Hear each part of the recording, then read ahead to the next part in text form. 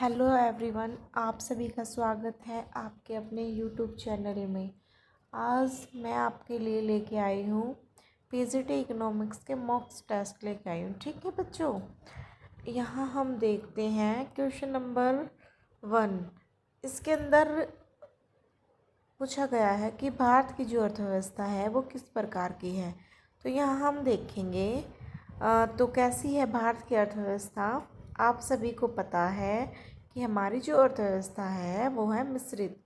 ठीक है, यहाँ पे मिली जुली अर्थव्यवस्थाएं पाई जाती हैं, पूंजीवादी भी और समाजवादी भी। ठीक है, गवर्नमेंट भी काम करती है और जिन लोगों के पास इन्वेस्टमेंट, जो लोग इन्वेस्टमेंट करते हैं वो भी इसके अंदर होते हैं। ठीक है, उसके बाद हम देखते हैं भारत का केंद्रीय बैंक कौन सा है। तो भारत का केंद्रीय बैंक आरबीआई है। ठीक है, जीडीपी का संबंध किससे है। तो जीडीपी का संबंध उत्पादन, ठीक है, किससे है, उत्पादन से। मांग का नियम किसने दिया। मांग का नियम मार्शल ने दिया था। मुद्रास्फीति का अर्थ क्या है। मुद्रास्फीति का अर्थ है कीमतों में लगातार वृद्धि होना। भारत में जीएसटी कब लागू हुआ है। तो भारत में जीएसटी 2017 में लागू हुआ है। हम जरूर देखेंगे, ये स्टेट के अंदर है ना, ऐसे क्वेश्चन देखने को मिलते हैं, आप इनको अच्छे से करके जाना। ठीक है, प्रचलन बेरोजगारी किस क्षेत्र में पाई जाती है। तो कौन से क्षेत्र में पाई जाती है, कृषि क्षेत्र में पाई जाती है। ठीक है, राष्ट्रीय आय की गणना में कौन सी विधि प्रयोग होती है। तो इसमें कौन सी होती है, इनकम मेथड, एक्सपेंडिचर मेथड और प्रोडक्ट।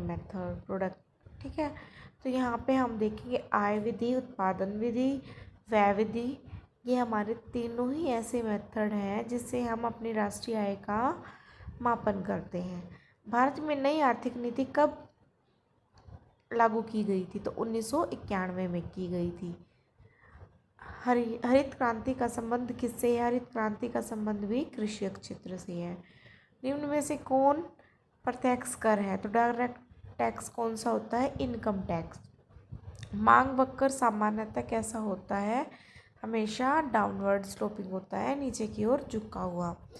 मुद्रा जारी करने का अधिकार किसके पास है। तो आरबीआई के पास होता है। ठीक है, इनविजिबल हैंड सिद्धांत किसने दिया था। ये हमारा एडम स्मिथ ने दिया था। भारत की पहली पंचवर्षीय योजना कब शुरू की गई थी। 1951 में शुरू की गई थी। निम्न में से कौन मुद्रा का कार्य नहीं है। तो उत्पादन करना।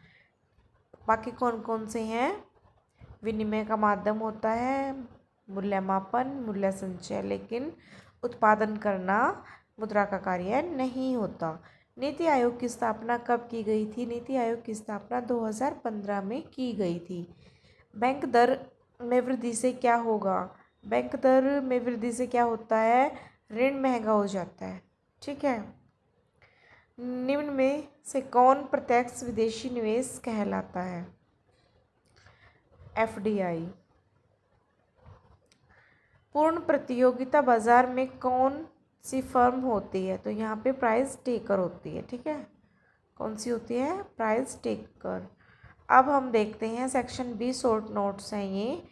वस्तुओं एवं सेवाओं की कीमत में लगातार वृद्धि को हम क्या कहते हैं, इन्फ्लेशन कहते हैं। जीडीपी का फॉर्मूला क्या होता है, C+I+G+X-M।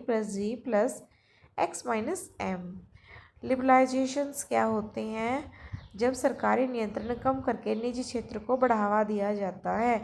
ये कब आई थी, कब पॉलिसी बनाई गई थी, ये एलपीजी 1991 में।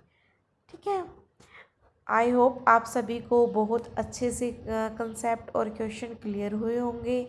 Thank you everyone.